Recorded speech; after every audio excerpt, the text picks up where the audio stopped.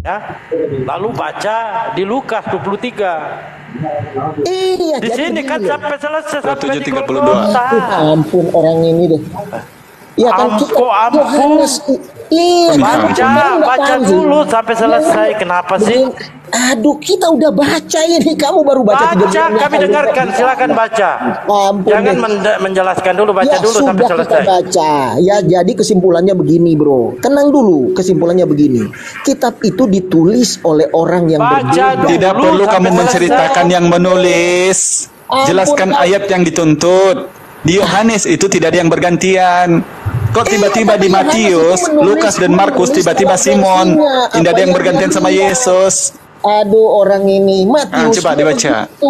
Dibaca dulu sampai selesai, kawan.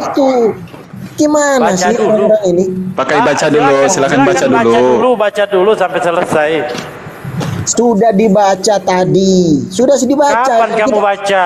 Yang kami baca di Yohanes 19:17 itu tidak ada nama Simon. Di situ keberatannya. Hanya Yesus di situ yang ada. Di mana bergantiannya mereka itu di mana? Yohanes menulis versi yang berbeda dengan Matius dan Lukas. Karena di mana tertulisnya mereka bergantian itu, David? Kamu menambahkan Yulia di sini atau menambahkan Yulia? Orang itu orang yang sama. Kalau orang yang sama menulis satu peristiwa dan ditulis dalam versi yang berbeda, nah itu yang salah. Nah, sebab kata Allah dalam Al-Quran, celakalah mereka menulis Alkitab dengan tangan-tangan mereka sendiri lalu mereka mengatakan itu dari Tuhan gitu. Nah, itu. Itu buktinya. Silakan, Bebes. Buktinya apa ini, orang-orang apa sih, nyari apa? Oke, sekarang kita bahas Paulus. Ayo. Kenapa Paulus? Katanya beda, Paulus. Iya, kenapa Paulus mengatakan Yesus itu jadi Tuhan pada saat dia bangkit dari kematian? Sedangkan Lukas mengatakan dia lahir sudah Tuhan. Ayo. Yang tadi dulu yang kau bilang katanya. Ya udah, jangan kabur-kabur, langsung aja. Apa? Langsung aja. Kenapa Paulus mau ngomong kalau Yesus itu Tuhan pada saat dia bangkit dari kematian? Saya dengan debat dengan Arasid. Tolong dikasih kesempatan 3 menitan. Silakan. Enggak usah, langsung aja saya kasih kesempatan. Silahkan berbicara. Apa yang kau tanya? Kenapa Yesus di Roma 14 nomor 9 mengatakan, maka dari itu Kristus telah mati lalu bangkit kembali supaya ia menjadi Tuhan. Sedangkan Lukas mengatakan telah lahir bagimu Tuhan di kota Daud. Dan juga di situ khotbah Petrus mengatakan Allah telah membuat Yesus yang kau salibkan itu menjadi Tuhan dan Kristus. Katanya satu Roh Kudus yang bimbing Roh Kudusnya, tapi kok orangnya beda-beda, begitu loh. Enggak ada pertentangan itu, enggak ada pertentangan. Siapa bilang bertentangan? Ya, bertentangan memang tidak ada. Itu terserah Anda, tapi beda-beda konsep ketuhanannya. Oke, kau diam saya jelasin ya. Kau diam. Iya. Oke ya. Iya. Jadi begini. Tuhan Yesus itu pada waktu dia mati. Saya jadi lapar. Kenapa sih? Kau dia udah makan. Ya, pada saat dia mati, ya dia turun dalam kerajaan maut dan meremukkan kepala si ular. 3 hari. Ular siapa lagi itu? Lah, kamu diam kalau mau dijelasin apa sih orang ini?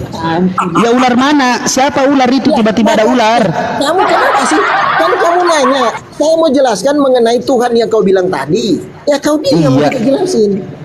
Anda ini sesuai perspektif Anda sendiri, sesuai karangan Anda sendiri atau gimana? Orang gila ini, miring nih orang ini. Kamu mau ini saya lagi miring duduknya memang. Ya udah kau diam ya. Jangan potong ya. Jadi pada waktu Tuhan Yesus mati 3 hari, dia turun kerajaan maut. Ayatnya berkata begini ya. Dengan matinya dia memusnahkan iblis yang berkuasa atas maut. Di mana itu ayatnya? Sebentar dulu, tenang dulu, jangan dipotong ya. Pada waktu nggak bisa. Ya, sebentar dulu. Sekarang. Ya sudah, sebentar dulu ya. Pada waktu bangkit itu namanya dia mengalahkan maut. Dan pada waktu dia bangkit, apa yang diproklamirkan Yesus itu dalam waktu 1 ayat 17 dan 18 ya. Apa yang dikatakan? Aku lah yang awal dan yang akhir dan yang hidup. Aku telah mati, namun lihatlah aku hidup selama-lamanya dan aku memegang kunci maut dan kerajaan maut. Jadi pada waktu dia mati dan dia mengalahkan kuasa iblis itu, ya, memegang kuasa atas maut, dia merebut kunci maut dan kerajaan maut. Dia bangkit itu menunjukkan bahwa dia menang terhadap maut. Dia tidak takluk, tapi dia menaklukkan maut itu. Itu sangat jelas. Makanya dia bangkit, dia mengalahkan maut. Oke, jadi itu maksud dari ayat yang tadi. Jadi dia adalah Tuhan atas orang hidup dan orang mati. Maksud ayat yang tadi tertulis di mana maksudnya itu? Kenapa itu saya tidak dapat? Kau bilang kan, kau bilang tadi. Iya. Kok Kan ada maksud dia menjadi ayat dia itu. menjadi Tuhan. Iya Waktu. Nah, maksud ayatnya tadi itu di mana tertulis dan saya bisa baca di mana? Apa yang kau bilang tadi di mana? Sudah saya kasih ayatnya kok. Di mana ayatnya? Belum loh. Yang mana yang kau tanya? Ayatnya mana? Kan Anda menjelaskan, maka dari itu Kristus telah mati lalu bangkit kembali supaya ia menjadi Tuhan. Oke? Oke, sudah ya. Oke. Di mana ayatnya menjelaskan itu bahwasanya Yesus mengalahkan ular, menginjak kepala ular, menginjak leher ular atau apalah itu, mengalahkan maut? Di mana ayatnya? Oke, sebentar. Akar Eba, Masya Allah. Sebentar Bang saya cari Hidayat. ayatnya. Ampun kau ini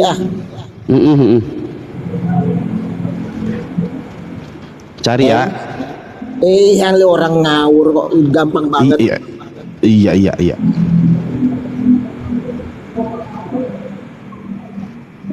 Dan terbangun dari tidur panjangnya. Oke, Ibrani 2:14 ya. Ibrani 2:14 sebentar. Oke, udah kamu dengar aja. Saya tidak membohongi kamu. Ibrani 2 ayat 14. Tidak bisa Karena begitu dong. anak-anak itu udah kau diam situ, kau juga nggak pegang kok. Karena anak-anak itu saya pegang ini. Sudah, makanya kau dengar supaya cepat. Nah, karena itu anak-anak itu anak-anak dari darah dan maka ia juga menjadi sama dengan mereka dan mendapat bagian dalam keadaan mereka, supaya oleh kematiannya ia memusnahkan dia, yaitu iblis yang berkuasa atas maut. Ya, selesai loh. Ya, jadi pada waktu dia turun, Mana ular? Saya nungguin ular tadi. Di kitab Kejadian, ya, itu sangat jelas pada waktu manusia jatuh dalam dosa, apa yang Tuhan bilang. Ya, apa yang Tuhan nubuatkan, bahwa turunan perempuan ini akan meremukkan kepala si ular. Jadi turunan perempuan ini menunjukkan bahwa ya Tuhan Yesus itu yang meremukkan kepala si ular. Di mana dia meremukkan itu? Di dunia orang mati pada waktu dia mati 3 hari. Makanya dia bangkit. Makanya dia berkata, "Hai maut, di mana sengatmu? Maut telah ditelan dalam kemenangan." Dan dia bangkit untuk menunjukkan bahwa dia menaklukkan maut. Dia menang terhadap dia tidak bisa ditaklukkan oleh maut. Tapi dia menaklukkan maut itu menunjukkan bahwa dia menang terhadap maut. Bukan hanya bangkit, tapi dia naik ke surga. Itu menunjukkan bahwa dia sanggup membawa kita ke surga, selamat kekal, hidup kekal. Seperti itu. Jadi sebelumnya dia belum Tuhan.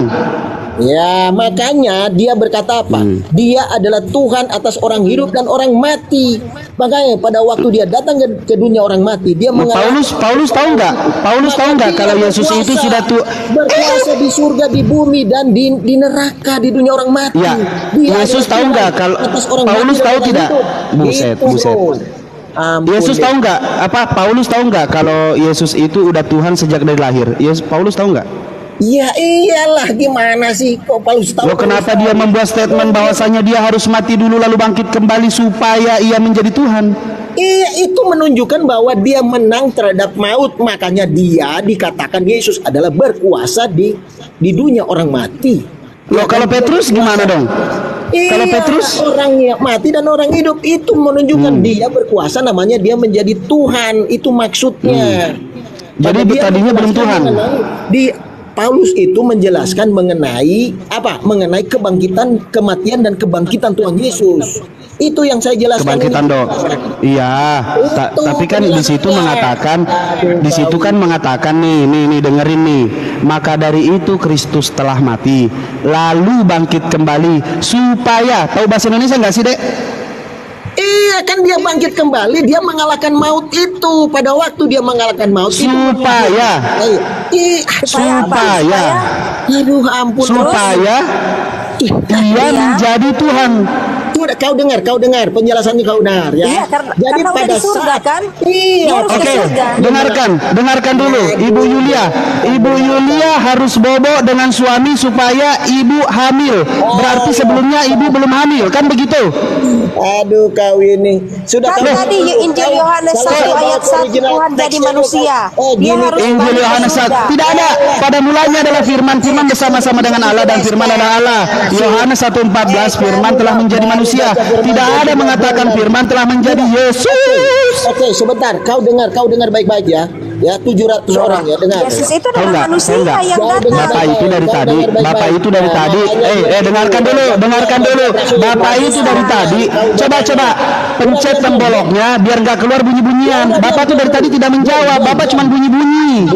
Bapak cuma bunyi-bunyi, tidak menjawab apa-apa. Berisik. Tahu nggak? Kolaborasi antara tembolok dengan lidah mengeluarkan bunyi-bunyian tanpa menjawab apa-apa. Kau diam, saya jelasin. Nah, gimana saya mau diam kalau saya mendapatkan bunyi-bunyian yang tidak jelas? Kenapa orangnya? Nah, Bapak tidak menjawab apa-apa. Kau itu memalukan. Kita mau jawab. Tidak apa-apa. Kebenaran. Nah, sekarang saya tanya, kenapa Petrus mengatakan? Kenapa Petrus mengatakan? Mbak Yulia, ini orang-orang ini, Itu Bang Dalbo. orang ini sudah nangis. Iya. Kita sudah Mereka jelas kan itu. memang begitu. Kan begitu sudah nangis. Kalau dijawab mereka tidak. Udah dijawab. Menjawab dengan karangan. Harusnya Anda menjawabnya itu dengan sesuai. Kau ke laut aja sana, ke hutan sana. David, ini bukan pasal ikan, David. Iya, makanya kau diam, sudah dijelaskan kok. Sekarang kamu paksakan seperti apapun. Paulus dengan Yesus itu bertentangan seperti kapal udara sama kapal langit bertempur. Mengalahkan maut pada saat dia Kalau Yesus mengatakan di Lukas 16 nomor 17 lebih mudah langit dan bumi lenyap daripada satu titik hukum Taurat batal. dunia orang mati. Dia Sebentar, Bang Alidaya. Tenang dulu. David Yulia, tenang dulu. Satu. Iya, tenang dulu. Diam dulu. Oke. Tenang dulu. Iya, jangan dulu ngomong. Tenang dulu. Sebentar. Oke. Ketika semua Anda menjelaskan bahwasanya tentang konsep ketuhanan Yesus dan Anda paham bahwasanya Tuhan itu maha segalanya, maha hebat, maha perkasa. Pertanyaan saya cuma satu, daripada Anda bunyi-bunyian, silakan Anda jawab. Di usia berapa Yesus sadar kalau dia itu adalah Tuhan? Silakan. Jangan ngarang. Kata ya sebentar, saya jawab ya. Tuhan, sebentar saya jawab sekarang. Apa yang Yesus katakan? Ada kitabnya Tuhan Yesus mengaku Tuhan loh. Diam dulu. Makanya dia mau ditangkap. Iya, ada. Ya, Justru orang Yahudi mau menangkap dia karena Yesus mengaku dia Allah. Lalu kata orang Yahudi, dia menghujat Allah. Ada banyak ayatnya. Banyak. Terus ada ayat 1 yang dia berikan. Kamu aja yang itu kita belum pada intinya itu loh. Kita belum pada intinya itu. Ya, sebentar Mbak Yulia, saya kasih ayatnya ya. Sebelum Abraham jadi, aku telah ada. Dia ada sebelum Abraham. Sebelum dunia dijadikan. Ampun deh. Kamu baru baca sebelum Abraham jadi, berarti duluan Adam daripada Yesus. Iya, karena Yesus adalah Tuhan. Iya katanya duluan. Berarti duluan Adam daripada Yesus. Siapa tua Yesus sama mamanya David? Sekarang siapa tua Maria sama Yesus? Saya jelasin. Apakah Maria melahirkan jenggotan? Yesus sudah ada sebelum Abraham. Nah, sekarang saya tanya Yulia, siapa tua mamanya sama anaknya? Yesus sama Maria siapa tua? Ya, sebentar saya jawab. Jadi begini, itu dalam konteks apa? Kan itu orang Yahudi berkata, Bapak kami Abraham. Nah, terus apa Tuhan Yesus katakan? Itu dalam konteks itu. Lukas 2 nomor 11 lahir di kota Daud sebagai Tuhan. Saya tanya, apakah Maria sedang melahirkan jenggotan? Ampun nih orang nih. Silakan. Siapa yang lebih tua mamanya sama anaknya?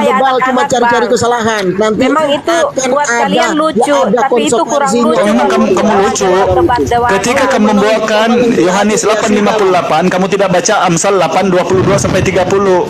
Salomo itu ada sebelum Tuhan menggaris langit kepada penciptaannya. Dia sudah bermain-main dengan Tuhan. Kamu tidak pernah baca itu. Saya tanya, siapa tua mamanya sama anaknya? Maria sama Yesus, siapa yang tua? Yesus yang di surga udah pasti dia lebih tua, tapi Yesus jadi manusia pasti dia harus dilahirkan sebagai manusia. Kamu pintar sudah sekarang bahwa Tuhan dilahirkan. Pintar, itu mengajari siapa? Kamu dulu. bahwa Tuhan boleh dilahirkan oleh manusia. Mungkin bisa hidup. Siapa yang mengajari kamu Tuhan dilahirkan sama manusia? Gue naik, David kabur. Silakan. Ada Bang Andi. Silakan Bang Andi. Nggak, terusin dulu aja kok. Gue cuma incer doang itu mah. Lanjut. Jadi percuma kita diskusi sebenarnya kalau kita berbicara tidak ada data melainkan dogma. Ini hindarilah dogma ketika kita di atas kumal seperti ini. Kan kita diskusi mengedukasi, bukan untuk ngalor ngidul. Belum ada jawaban Bukan tadi itu. Belum ada jawaban Bu Yulia. Sejak kapan? Itu nggak dewasa namanya. Bu, ya udah Bu Yulia. Sejak kapan Yesus sadar? Di usia berapa Yesus sadar kalau dia itu Tuhan? Dia ndak bilang nggak sadar. Memang dia Tuhan kok. Ya, memang dia Tuhan. Sejak kapan Nggak Bu? butuh sadar. Sejak usia berapa dia sadar kalau dirinya adalah Tuhan? Dia nggak bisa jawab. Dia itu. Tuhan yang lahir jadi manusia. Iya, apakah Pak? Nah, yang namanya Tuhan, Ibu Pertanyaanmu pasti nggak setuju masuk atau akal. kita sepakat?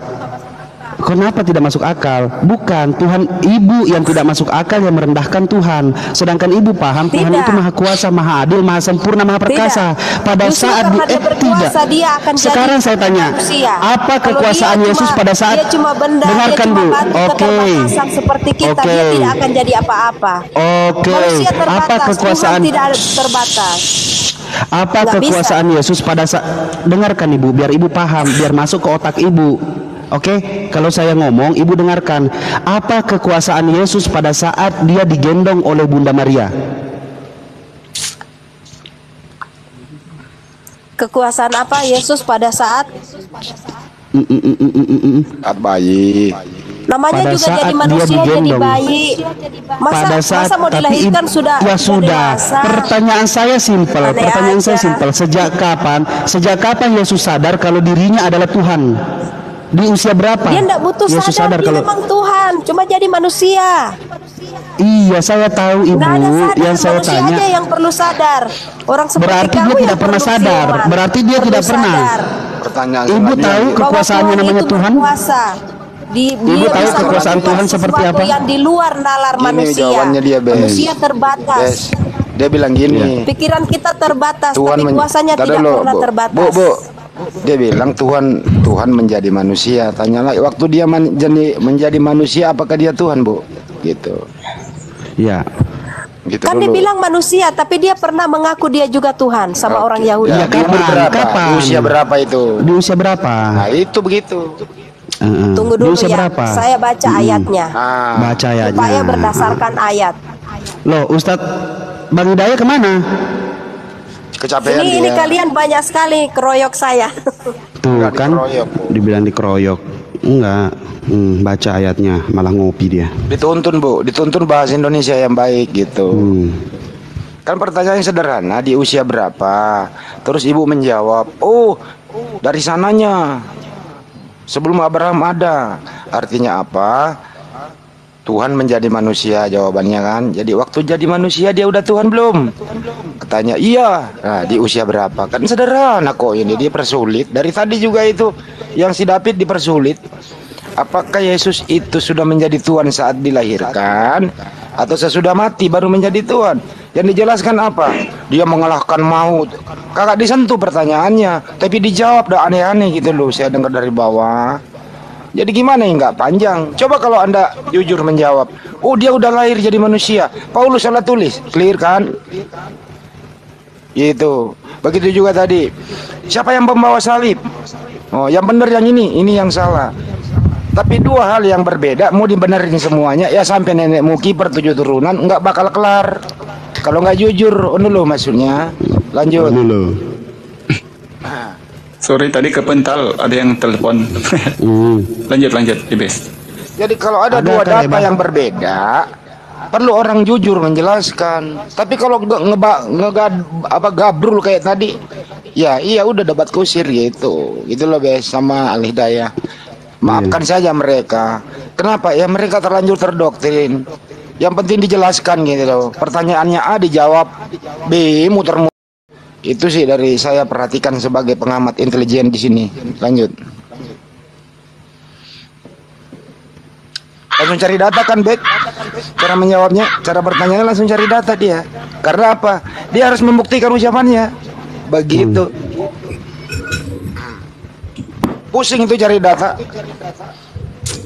Pusing cari data. Ngomong aja Bu, di usia 30 waktu dia membangkitkan Lazarus orang mati, dia Tuhan tuh.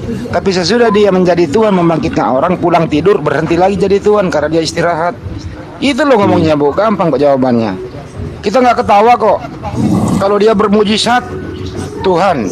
Kalau dia pulang istirahat, berhenti jadi Tuhan. Nah, memang dari dulu kalian suka menertawakan kami. Itu sama, kalian juga sama seperti Yahudi. Ya udah sama. cari aja dulu, boy, ditanggapin. Iya, makanya saya dulu cari. Tapi kan kalian ini. Kita berdasarkan Alkitab. Apapun yang ditulis itu kita tetap percaya. Percaya dua-duanya. Kalian bilang tentang nabi kalian, tentang ya cari Tuhan aja kalian, dulu, Bu. saya tidak percaya. Ya cari dulu. Enggak bisa nih Bang Andi, kalau ngomongin tentang percaya atau tidaknya percaya, nanti kamu repot. Saya kasih tahu apa yang dikatakan Yesus. Ini Tuhan loh yang berkata, apabila kau mempunyai iman sebesar sebiji sesawi, kamu dapat menunjuk gunung itu dan gunung itu akan pindah sesuai apa yang kau inginkan. Sekarang pertanyaan saya, sebesar apa imanmu anak muda? Ekspresinya itu loh, Bang. Ekspresinya itu loh. Sebesar apa imanmu? Kau bisa memindahkan pulpen di atas mejamu ke meja saya? Saya tunggu sekarang. Nonsen itu. Sebesar itu perumpamaan. Jangan pernah mengatakan itu perumpamaan. Karena Matthew Henry sudah menjelaskan bahwasanya itu bukan perumpamaan, tetapi itu adalah ayat betul apa kata Yesus. Jadi kalau kalian tidak bisa memindahkan apa-apa dengan cara menunjuk, kalian tidak memiliki iman. Camkan itu. Jangan ke biji sawit, Bes. Sebesar biji pelir yang hancur itu juga tidak bisa, apalagi sawit. Sebar biji pelir yang hancur dan terpotong kemeluannya nggak bisa masuk jemaah Tuhan aja, nggak bisa. Nggak bisa. Gede. Selamat malam, Bang. Abang, selamat malam. Ya, selamat pagi, Bang. Pagi. Kita udah pada malam di sini, Bang. Ya. Kami di Eropa masih pagi, Bang. Oh, masih ya, pagi. Siap. Di Eropa bagian mana, Bang? Masih pagi jam segini, Bang. Amsterdam. Bagian Jawa. Ya dah.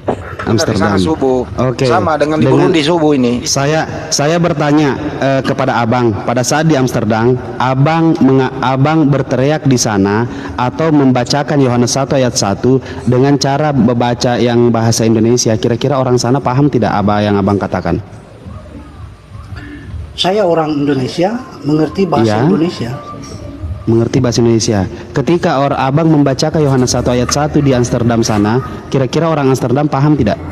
Yohanes 1 ayat 1 itu Alkitab diterjemahkan ke dalam berbagai bahasa. Pertanyaannya nggak begitu, Es. Nggak apa-apa, KJP LAI sama nggak terjemahannya gitu loh ya, Bes. Gitu. Kira-kira kan Belanda tuh. KJP dia pakai King James Version. Nah, King James Version sama LAI sama nggak, Bang? Terjemahannya tetap sama. Beda, Bang. Coba Yohanes 1, Bang. Beda, Bang. Satu God di sini Allah, Bang. Indonesia Allah, di sana God. Beda, Bang. Ini kalau terjemahan di sana, Bang, Abang, kalau diterjemahan di sana, kalau mau dibahas Indonesia kan pada mulanya adalah firman. Firman berasal dari Allah dan firman keluar dari Allah. Nah, kalau di sini Allah sama firman sama. Pada mulanya adalah firman bersama-sama dengan Allah dan firman adalah Allah. Makanya orang Indonesia bilang firman itu adalah Allah itu sendiri. Ketika dibalik, pada mulanya adalah Allah bersama-sama dengan firman dan Allah adalah firman, tidak terima. Apalagi kalau dibilang kira-kira kalau firman beralah makin tidak terima. Nah, repot.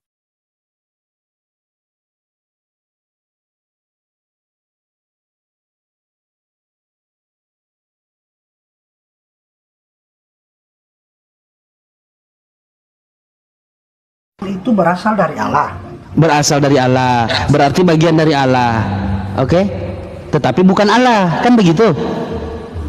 Apakah Loh, firman dan Allah tidak bisa dipisahkan, itu satu. Ibu masih punya PR, cari aja dulu, Bu. Iya, aku lagi cari.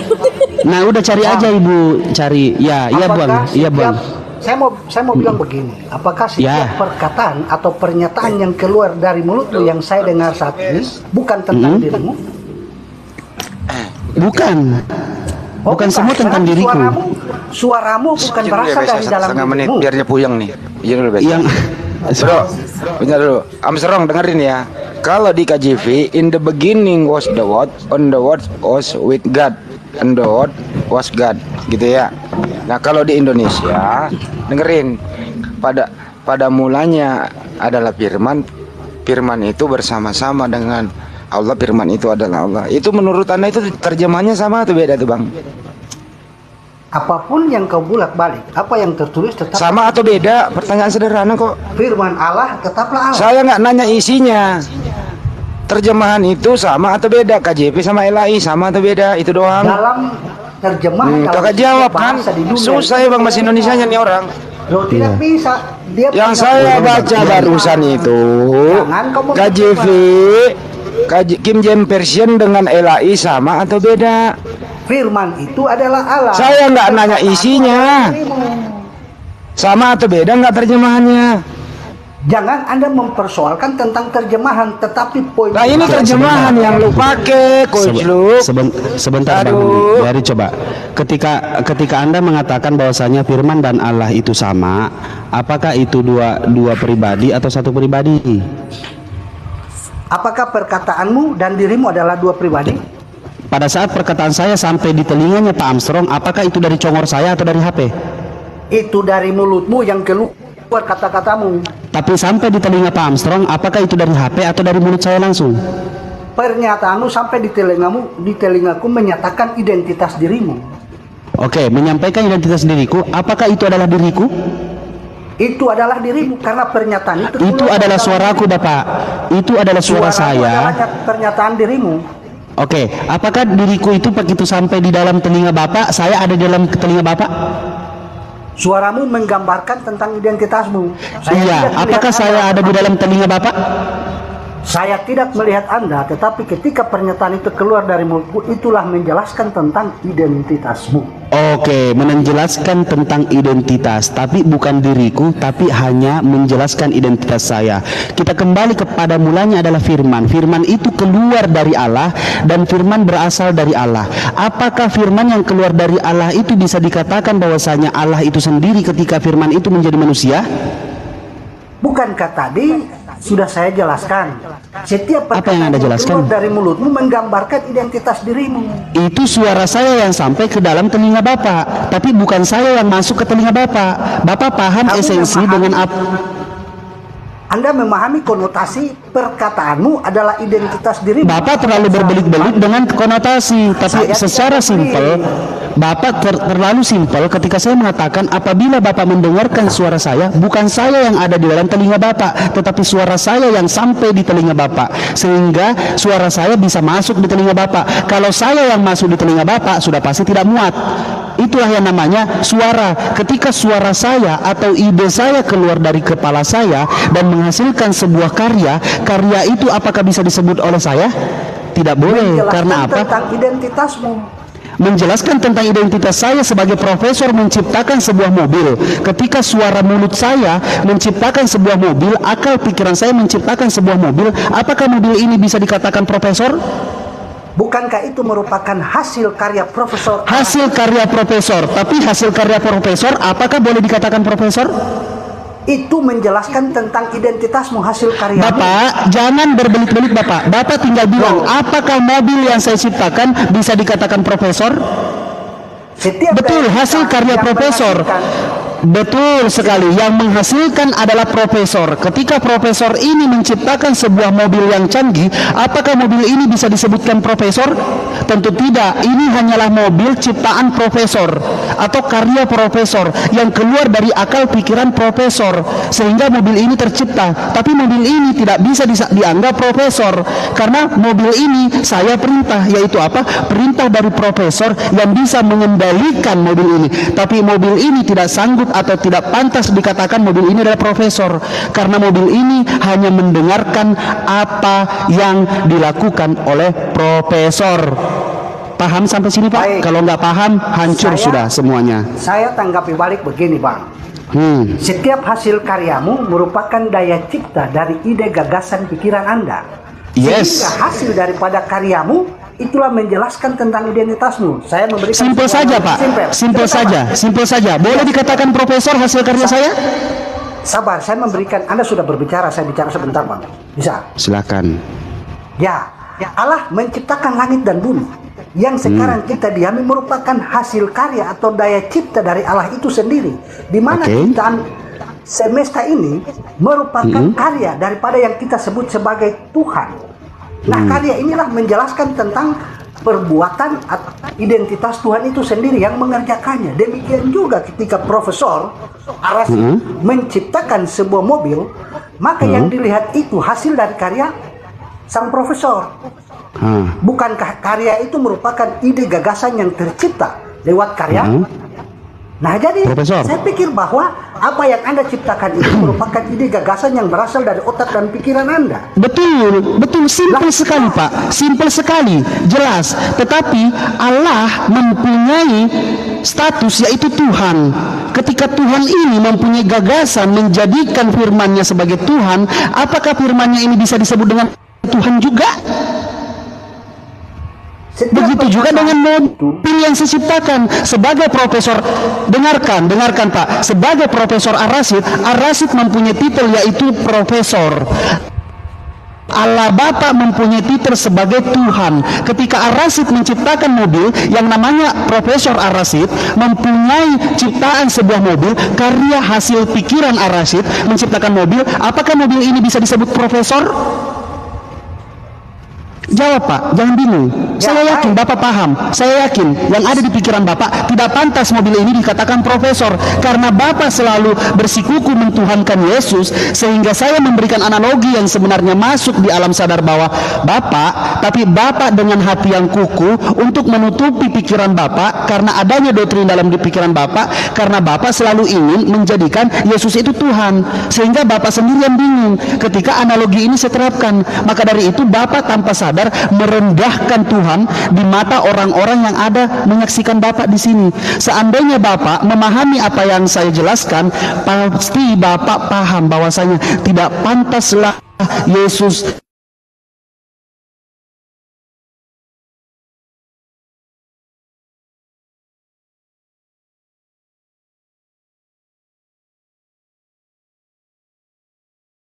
kesaksianku adil, karena kesaksian itu bukan datang padaku, tetapi datang daripada Allah Bapa. Karena aku hanya